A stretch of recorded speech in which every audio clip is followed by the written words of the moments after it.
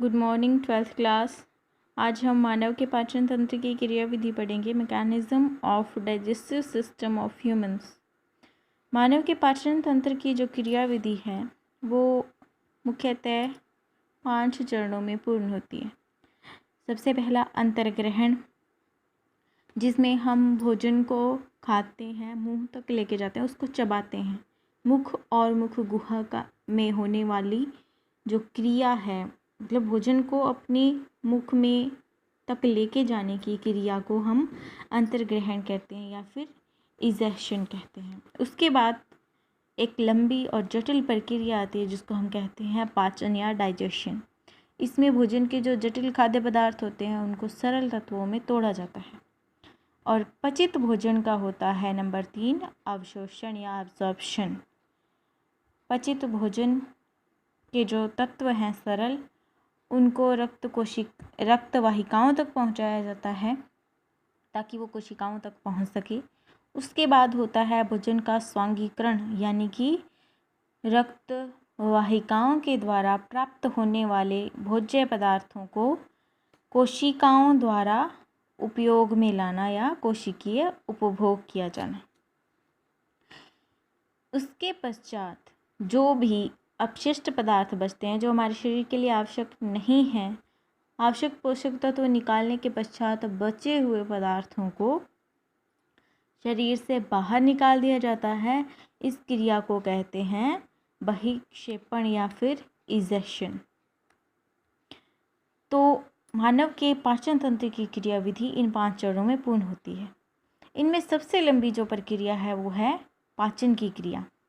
पाचन की क्रिया विभिन्न चरणों में पूर्ण होती है। हर एक अंग में भोजन का अलग से पाचन होता है। जो सबसे पहले जब भोजन मुख गुहिका में आता है, चबाने के बाद मुख गुहिका में भोजन के पाचन की क्रिया प्रारंभ हो जाती है। यहाँ क्या होता है, मुख गुहिका में सबसे पहले भोजन को दांतों के द्वारा चबाया जाता है, फिर उसके बाद भोजन में लार मिलाया जाता है। उसके बाद जब लार मिल जाता है तो लार के अंदर होता है एमाइलेज। एमाइलेज जो है, लारीय एमाइलेज स्टार्च पर क्रिया करता है। स्टार्च पर हमेशा ही लारीय एमाइलेज क्रियाशील होता है। ये उसको माल्टोज या डेक्स्ट्रीन, जिन्हें हम स्टार्च एक पॉलीसेकेराइड है, यानी कि एक जटिल और लंबी श्रृंखला वाली शर्करा है, शुगर है। इसको हम एमाइलेज के थ्रू, जब pH 6 से 7 हो, लारीय एमाइलेज मुख गुहिका में भोजन का pH लेवल जो है वो 6 से 7 कर देती है। उसको इस स्थिति में स्टार्च, जो कि एक पॉलीसेकेराइड है, वो बदल जाता है माल्टोज या फिर डेक्स्ट्रीन, जो कि डाइसेकेराइड्स हैं, यानी कि थोड़ी सी सरल प्रकार की शर्कराएं हैं। इससे ज़्यादा पाचन मुख गुहिका में नहीं होता। वसा और कार्बोहाइड्रेट और प्रोटीन, ये 3 तत्व हैं जो हमारे शरीर के लिए आवश्यक हैं। जल और विटामिन सी तो हमें चाहिए ही, लेकिन पाचन क्रिया में 3 चीज़ों का, यानी कि कार्बोहाइड्रेट, वसा और प्रोटीन, इन तीनों चीज़ों का ही पाचन होता है। तो मुख गुहिका में केवल और केवल स्टार्च का सरल शर्कराओं में तोड़ने का कार्य किया जाता है, यानी कि कार्बोहाइड्रेट का पाचन प्रारंभ होता है। उसके पश्चात भोजन पहुंचता है आमाशय में। आमाशय में सबसे पहले भोजन को मथा जाता है। जैसे दूध को मथा जाता है मक्खन निकालने के लिए, वैसे ही दही को मथा जाता है और उसको, दही को बिल्कुल छोटे छोटे कणों में बांट दिया जाता है, जो कि हमें एक मट्ठे के रूप में प्राप्त होती है। वैसे ही भोजन को मथा जाता है। इस प्रक्रिया को हम चर्निंग कहते हैं। चर्निंग के बाद भोजन के अंदर मिलाए जाते हैं जठरीय रस या फिर पाचक रस और सबसे प्रबल प्रकार का अम्ल, जिसे हम HCl कहते हैं, ये मिलाया जाता है भोजन में जब वो आमाशय में पहुंचता है। इसके साथ ही आमाशय की आंतरिक जो दीवार है, वहाँ पर श्लेष्मा स्रावित करने वाली ग्रंथियाँ होती हैं। उनमें से श्लेष्मा भी भोजन में मिलाया जाता है। अब यहाँ पर एक सवाल उठता है कि जब HCl इतना प्रबल अम्ल है कि अगर वो हमारे हाथ पर गिर जाए तो वह हमारे हाथ को जला सकता है, तो आमाशय जो कि एक हमारा आंतरिक अंग है, बहुत ही कोमल होता है, बहुत ही कोमल प्रकार के मसल्स से वो बना होता है, चिकनी पेशियाँ होती हैं उसकी, तो उनको ये नुकसान क्यों नहीं करता? इसका आंसर ये होता है, आमाशय की जो आंतरिक दीवार है वहाँ पर श्लेष्मा की एक परत होती है। वहाँ श्लेष्मा स्रावित करने वाली बहुत सी ग्रंथियाँ होती हैं जो श्लेष्मा की एक परत चढ़ा देती हैं, उसको चिकना बना देती हैं, जिसके कारण HCl जो है वो हमारे आमाशय की आंतरिक दीवार को कोई नुकसान नहीं पहुंचा सकता। इसी कारण आमाशय के अंदर HCl तो होता है लेकिन उसको कोई नुकसान नहीं होता। HCl यहाँ पर सबसे पहला कार्य करता है, आमाशय में पहुँचने वाले भोजन की pH को कम करता है, जो 6 से 7 थी।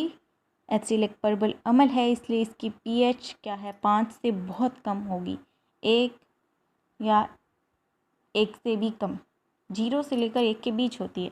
तो ये आमाशय में जो भोजन पहुंचता है उसकी pH लेवल को 1 से 2 के बीच में कर देता है। ज़्यादा से ज़्यादा pH लेवल 3 तक पहुंचता है, इससे ज़्यादा नहीं। तो इस pH लेवल पर वहाँ पर उपस्थित जो पेप्सिनोजन एंजाइम है, ये एक निष्क्रिय अवस्था में रहने वाला एंजाइम है, ये सक्रिय अवस्था में बदल जाता है, जिसको पेप्सिन कहते हैं। पेप्सिनोजन जब सक्रिय अवस्था में बदल जाता है तो ये प्रोटीन के पाचन का कार्य करता है। तो आमाशय में पेप्सिनोजन जो है वो HCl की उपस्थिति में अपनी सक्रिय अवस्था पेप्सिन में बदल जाता है। इसके पश्चात पेप्सिन जो है वो प्रोटीन का पाचन प्रारंभ कर देता है। पेप्सिन HCl के साथ मिल करके प्रोटीन को पेप्टोन्स या फिर हम प्रोटियोज बोल सकते हैं, या पॉलीपेप्टाइड्स में जो इसकी श्रृंखलाएँ होती हैं उनमें तोड़ देता है। लेकिन पूर्णतः पाचन नहीं हो सकता, क्योंकि प्रोटीन का पाचन जो है वो सबसे जटिल प्रक्रिया होती है। यहाँ पर वसा का थोड़ा बहुत पाचन होता है, और आमाशय के अंदर एक बहुत ही इम्पोर्टेंट क्रिया होती है जिसको हम कहते हैं दुग्ध का पाचन। हमारे शरीर के अंदर जो दुग्ध होता है, दूध उसको पचाने के लिए, उसको स्कंदित करने के लिए, यानी कि दुग्ध को फाड़ने के लिए, दुग्ध को स्कंदित करने के लिए जो एंजाइम चाहिए होता है, रेनिन नाम का एक एंजाइम होता है जो हमारे शरीर में अनुपस्थित होता है। इसी कारण दुग्ध स्कंदित नहीं हो पाता। लेकिन जठरीय रस जो है वो वसा का थोड़ा बहुत पाचन कर सकते हैं। इसीलिए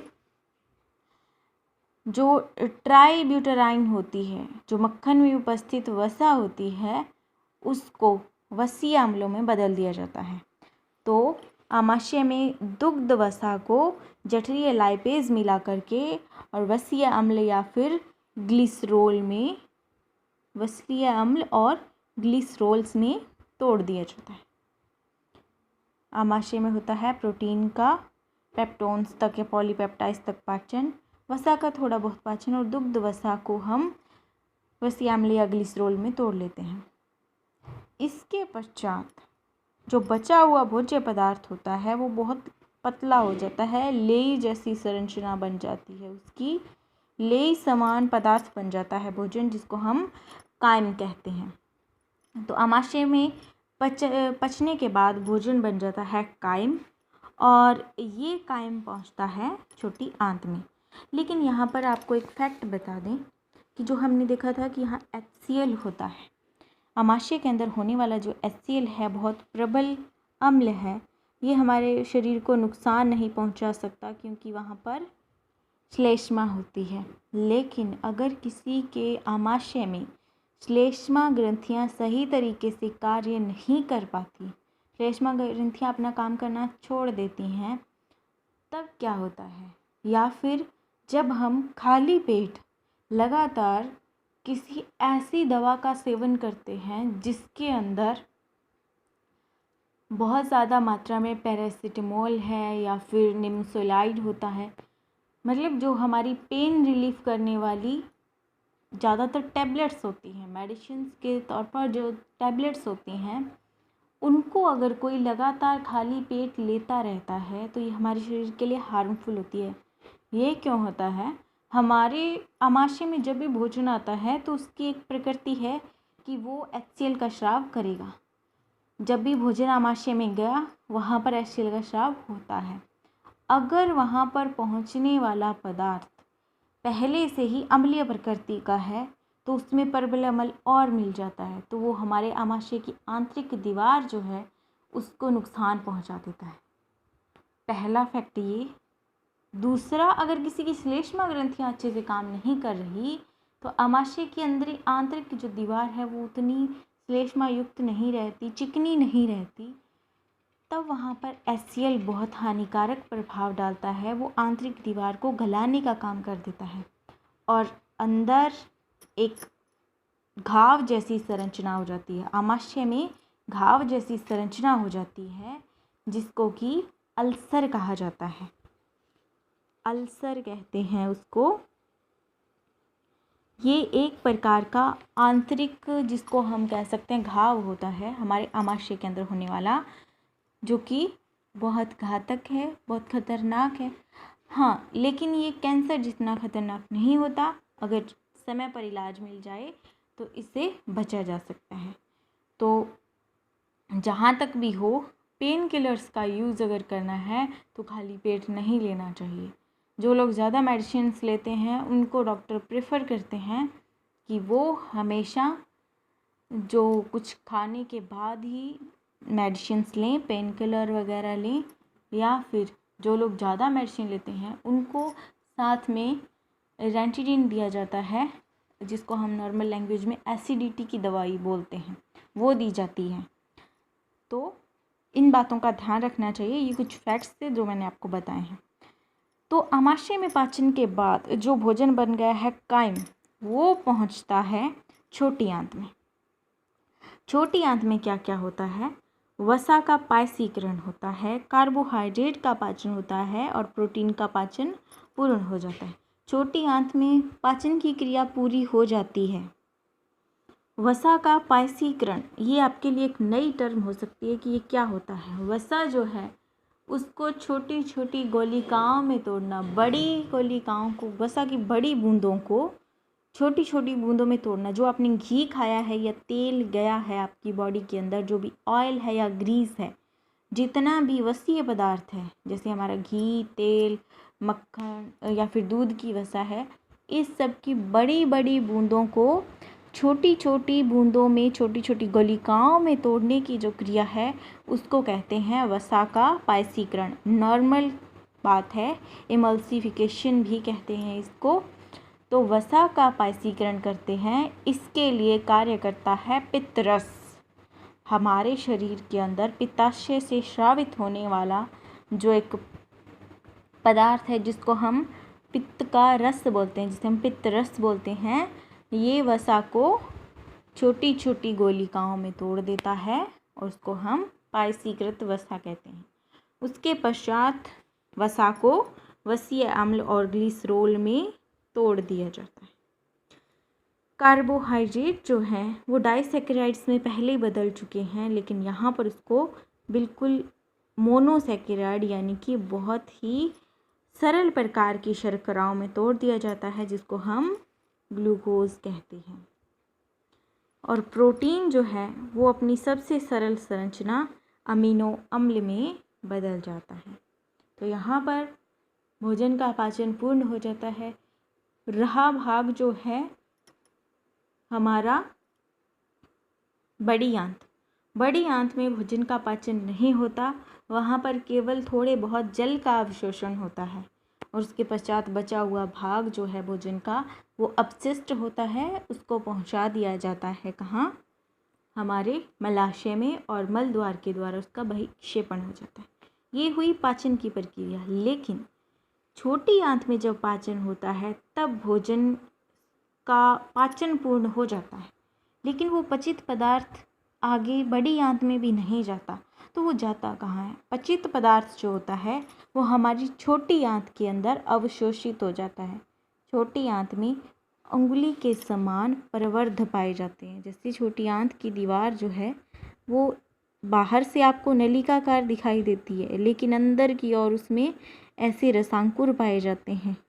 उंगली जैसी संरचनाएं होती है, यहाँ से भोजन गुजरता है तो इन नलिकाओं के अंदर होती हैं रक्त केशिकाएं यानी कि रक्तवाहिकाएं।